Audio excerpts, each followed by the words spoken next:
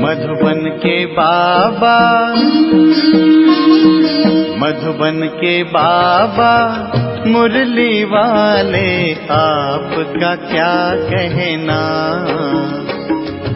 आपका क्या कहना। ओम शांति। आज 29 अक्टूबर 2022 के साकार मधुर महावाक्य हैं। आज मीठे मीठे बाप दादा बोले, मीठे बच्चे, हीरे जैसा जीवन बनाने वाले बाप को बहुत खुशी खुशी से याद करो तो जंग निकल जाएगी। बाबा कहते, मीठे बच्चे, हीरे जैसा जीवन बनाने वाले बाप को बहुत खुशी खुशी से याद करो तो जंग निकल जाएगी। बाबा ने आज प्रश्न पूछा कि माला का दाना कौन बनेंगे, उसका पुरुषार्थ क्या है। और उत्तर में बाबा समझाते कि माला का दाना वही बनेंगे जिसे अंत में कुछ भी याद न पड़े। ऐसे बच्चे जो कर्मातीत अवस्था को पाएंगे वही माला का दाना बनेंगे।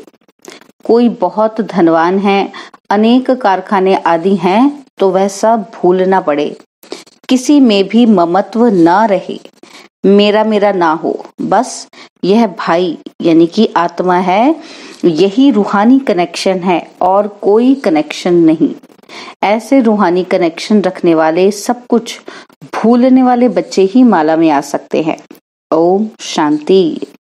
रूहानी बाप रूहानी बच्चों को समझाते हैं, यह तो जरूर पक्का निश्चय हो गया होगा कि हम आत्मा हैं और परमात्मा बाप के बच्चे हैं, तो सभी ब्रदर्स ही हैं। ब्रदर्स को बाप ने डायरेक्शन दिया है कि मुझ पतित पावन बाप को याद करो, तो याद करते हो या बुद्धि का योग कहाँ और जगह भटकता है। तो माया तो भटकाएगी जरूर, ना चाहते हुए तुम्हारी बुद्धि कहाँ न कहाँ भागती रहेगी।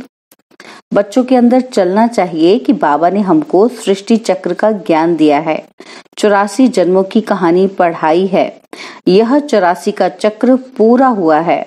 हम फिर से घर जाते हैं, अनेक बार हम याद की यात्रा से पवित्र बन करके घर गए हैं। तुम्हारी बुद्धि में आता है कि हम सब भाई भाई हैं, इसमें जिस्म की कोई बात नहीं है। तुम जिस्म को याद नहीं करो, सिर्फ हम आत्मा हैं, हम ही पावन सतो प्रधान थे, अब पतित बने हैं, तो हीरे जैसा जीवन बनाने वाले बाप को खुशी से याद करना है, जिससे जंग निकल जाए। तो बाप समझाते हैं, बच्चे, पहले पहले अपने को आत्मा समझो, यह भी ज्ञान है, फिर बाप को याद करो, यह है विज्ञान। क्योंकि आत्मा को ज्ञान से परे विज्ञान में शांत घर में जाना है। आत्मा का स्वधर्म ही शांत है और घर भी शांत है, तो पहले हमको वहां पहुंचने का है। बाबा भी वहां से आए हुए हैं, परंतु मनुष्य को इन सब बातों का पता नहीं है। यह पारलौकिक बाप सन्मुख बैठ करके समझाते हैं, बच्चों, मैं परम धाम से तुम बच्चों के पास आया हूँ, ड्रामा के प्लान अनुसार। क्यों आया हूँ? तुमको वापस ले जाने के लिए। अभी तुम पतित विकारी हो गए हो, जन्म जन्मांतर विकार से ही पैदा हुए हो, इसलिए भ्रष्टाचारी कहा जाता है। तो हम भ्रष्टाचारी से श्रेष्ठाचारी कैसे बने, यह बाप समझाते हैं। बच्चे, मुझे याद करो तो पवित्र श्रेष्ठाचारी बन जाएंगे। इस याद में तुम सब कुछ कर सकते हो, ऐसे नहीं कि धंधादौरी नहीं कर सकते हो। बच्चे बाप से पूछते हैं कि बाबा, माला के दाने कौन बनेंगे? तो बाबा कहते, बच्चे, माला का दाना वही बनेंगे जो कर्मातीत अवस्था को पाएंगे, जिसको अंत में कुछ भी याद ना पड़े। कोई बहुत धनवान है, अनेक कारखाने आदि हैं, तो वह सब भूलना पड़े। तुम्हारे पास तो कुछ भी नहीं है। तुम जानते हो, हम बाप के बच्चे हैं, भाई हैं, हमारा किसी में भी ममत्व नहीं है। मेरा मेरा तो नहीं है ना, बस यह भाई है, यही कनेक्शन है और कोई कनेक्शन नहीं। इसे कहा जाता है रूहानी कनेक्शन। इतनी सारी आयु तो देह ही याद आई, आत्मा तो किसी को याद ही नहीं आई। यह भी ड्रामा बना हुआ है। तो ये बातें बाप समझाते हैं और पावन बनने के लिए पुरुषार्थ कराते हैं। बाबा, तुम बच्चों को टाइम तो देते हैं सिर्फ 8 घंटा, मुझे याद करो।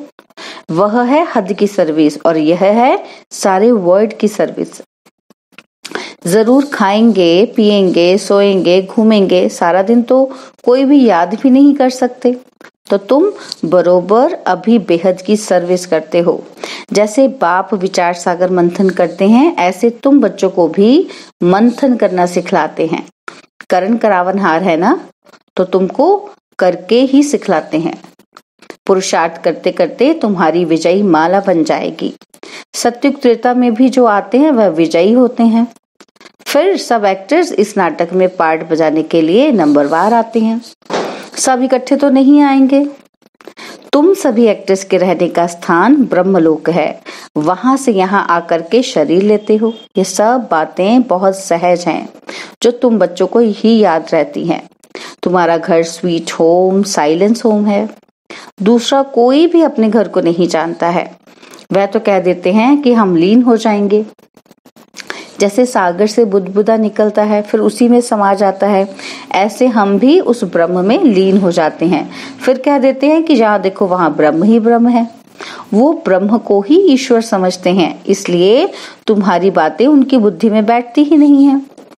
तुम उनको उल्टा समझेंगे तो वो तुमको उल्टा समझेंगे, क्योंकि उनका धर्म ही अपना है। परंतु तुम जानते हो कि सभी आत्माएं शांति धाम में जरूर जाएंगी। बाकी हर एक आत्मा को अपना अपना पाठ मिला हुआ है। इसको ही तो वंडर कहते हैं। तुम बच्चे अभी कितनी महीनता में जाते हो। आत्मा कितनी छोटी है, कैसे पाठ बजाती है। तो यह ज्ञान जैसे बाप के पास है, वह ज्ञान का सागर है, ऐसे तुम बच्चों के पास भी है। तुम अभी ऐसे ज्ञानवान बनते जाते हो। वह है भक्तिवान और तुम हो ज्ञानवान। भक्तिवान माना रात के रहने वाले और ज्ञानवान माना दिन के रहने वाले। आधा कल्प तुम सुख धाम में रहते हो और आधा कल्प दुख धाम में रहते हो। इसको कहा जाता है दूरंदेशी। अभी तुम्हारी बुद्धि बहुत दूर दूर जाती है। हम आत्मा स्वीट होम ब्रह्मांड के रहने वाले हैं। बाप इस मनुष्य सृष्टि का बीज रूप है, क्योंकि वह नॉलेजफुल है, उनको झाड़ की नॉलेज है। तुम अभी शरीर का भान मिटाने के लिए अपने को आत्मा समझते हो। दूसरी कोई भी चीज याद न आए, पूरा आत्म अभिमानी बन जाना है। मैं आत्मा हूँ, मैं आत्मा हूँ। मेरे पास कुछ है ही नहीं जो आत्मा को याद पड़े। गाया जाता है कि अंतकाल जो जो सिमरे, तो अगर कोई भी चीज होगी तो याद जरूर आएगी। यह विचार करने की बात है। अगर कुछ भी है, कोई मित्र संबंधी आदि भी है, तो याद आएगा जरूर। तुमने तो अपना सब कुछ शिव बाबा को दे दिया। फिर ऐसे नहीं समझो कि ये चीज मेरी है। जब बाबा को दे दिया फिर तुमको याद ही क्यों आए। तुम भूल जाओ। अगर वह याद पड़ता है तो वो भी पिछाड़ी में नुकसान कर देगा। अभी तुमको ये सब नई नई बातें मिलती हैं। पुरानी कोई भी चीज तुम्हारे पास नहीं है। जैसे पुरानी चीजें सब करनी घोर को दे देते हैं ना, ऐसे तुम भी अपना सब कुछ देते हो। फिर याद नहीं आनी चाहिए। बस यही याद रहे कि मैं भाई हूँ, आत्मा हूँ, बाबा का बच्चा हूँ। मेरे पास कुछ भी है ही नहीं, शरीर भी नहीं है। फिर नई दुनिया में सब नई चीजें मिलेंगी। वहां तो हीरे जवाहरात के महलों में जाएंगे, तो वह भविष्य की बात हुई। बाबा पूछते हैं कि बच्चे तुम क्या बनेंगे। तो बच्चे कहते हैं बाबा हम तो नारायण बनेंगे। ये तो खुशी की बात हुई ना। परंतु अभी जब कोई भी पुरानी चीज याद न आए, तब माला का दाना बनेंगे। 108 की माला तो राजाई की है और मंदिरों में फिर 16,108 की भी माला रखी होती है। तो माला के दाने बहुत ही बनेंगे। जितना जल्दी आएंगे उतना सुख पाएंगे। जो पीछे आते हैं उन्होंने इतना सुख नहीं पाया है। उनके लिए थोड़ा टाइम सुख है तो दुख भी कम ही पाएंगे। तो बाबा कहते हैं बच्चे ये ख्याल रखो कि पिछाड़ी में कुछ भी याद ना आए। जो अर्पण किया हुआ है वह भी याद नहीं आना चाहिए। बाप कहते हैं मैं ऐसी कोई चीज नहीं लेता हूँ जो रह जावे और उसका वहां भर कर देना पड़े, क्योंकि मैं गरीब निवाज हूँ। कई हैं जो देकर फिर जब कोई कारण से भागंती हो जाते हैं तो फिर मांगने लग पड़ते हैं। माया उनको एकदम डस लेती है, नहीं तो कहते हैं चाहे मारो चाहे प्यार करो, यह मस्ताना तुम्हारा दर कभी नहीं छोड़ेगा, कभी नहीं भूलेगा। और तुम बच्चे यहाँ नर से नारायण बनने के लिए आए हो, तुम्हें कितना बड़ा वर्षा मिलता है, फिर ये क्यों कहते हो कि हम देते हैं? तुम तो लेते हो ना, कौन कहता है तुम कुछ तो? बाकी कोई एक पैसा भी देंगे तो वहां उनके लिए महल बन जाएगा। जैसे सुदामा ने मुट्ठी चावल की दी तो बच्चे सुदामा मिसल दाल चावल ले आते हैं, समझते हैं कि हमको महल मिल जाएंगे। ऐसे बच्चों पर बाप बहुत खुश होते हैं, वाह इनके नई दुनिया में महल बनने वाले हैं, क्योंकि बहुत प्यार और सद्भावना से ले आते हैं। अहो भाग्य ऐसे बच्चों का, बहुत ऊंचा पद पाएंगे। अभी ड्रामा के प्लान अनुसार बाबा और तुम बच्चों की कदम कदम वही चाल चलती है जो कल्प कल्प चली है। तुम्हारे कदम कदम में पद्म है। देवताओं के पैर में पद्म दिखाते हैं तो इसका भी कोई अर्थ होगा ना। तो अभी तुम्हारी पद्मों की आमदनी होती रहती है। तुम बाबा के पास पद्मा पद्म पति बनने के लिए आते हो, तो तुम इतने महान महान महान भाग्यशाली हो। देखो बाबा ने क्या कहा, तुम इतने महान महान महान भाग्यशाली हो, परंतु उसमें भी फिर नंबरवार पुरुषार्थ अनुसार है। तुम्हारा पुरुषार्थ कल्प कल्प वही ड्रामा के प्लान अनुसार चलता है। जैसे कि ड्रामा तुमको पुरुषार्थ कराता रहता है, ईश्वर भी ड्रामा के अनुसार तुम्हें मत देते हैं, तो ड्रामा के वश हुए ना। फिर ये ड्रामा किसके वश है? बच्चे ड्रामा अनादि बना हुआ है, ये कोई नहीं कह सकता कि ड्रामा कब बना, ये तो चलता ही रहता है। ड्रामा में नंबर 1 मत मिलती है ईश्वर की, इसलिए उसको कहा जाता है ईश्वरीय मत, जो तुम्हें देवता बनाती है और मनुष्य की मत छीछी बनाती है। ईश्वरीय मत से तुम मनुष्य से देवता बनते हो और फिर 21 जन्मों के बाद मनुष्य मत पर मनुष्य बन जाते हो। अब यह गीता का एपिसोड संगम युग है, जबकि दुनिया बदलती है, तो ये बच्चों की बुद्धि में होना चाहिए। और बच्चों को बहुत बहुत मीठा बनना चाहिए, प्यार से चलना होता है। जो बच्चे शांत और मीठे हैं उनका पद भी ऊंचा होगा। अभी तुम्हें ईश्वरीय बुद्धि मिली है, तुम समझते हो कि हम बेहद के बाबा की संतान बने हैं, बाबा से वर्षा ले रहे हैं, तो अथाह खुशी होनी चाहिए। बाप कहते हैं बच्चे स्वर्ग से भी यहाँ तुम्हारा बहुत बहुत ऊंच पद है। बाप सिर्फ तुमको पढ़ाते हैं। भगवान वाच, मैं तुमको डबल सिरताज राजाओं का राजा बनाता हूँ, तो अपनी तकदीर पर तुमको बहुत खुश रहना चाहिए। वाह, बाबा आकर के क्या हमारी तकदीर बनाते हैं, जो पत्थर जैसे जीवन को हीरे जैसा बना देते हैं। अच्छा, मीठे मीठे सिकिलदे रूहानी बच्चों प्रति रूहानी बाप व दादा का याद प्यार और गुड मॉर्निंग। रूहानी बाप की रूहानी बच्चों को नमस्ते। हम रूहानी बच्चों की रूहानी बाप दादाजी को दिलवाजान सिकवा प्रेम से नमस्ते। ओम शांति।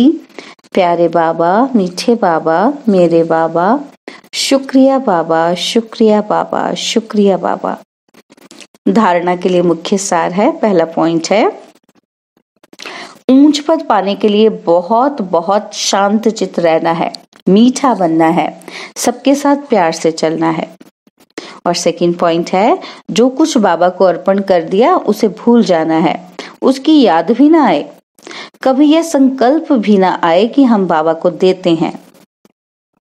बाबा ने आज वरदान दिया कि ब्राह्मण जीवन में काम महाशत्रु के साथ उसके सर्व साथियों को भी विदाई देने वाले संपूर्ण पवित्र भव।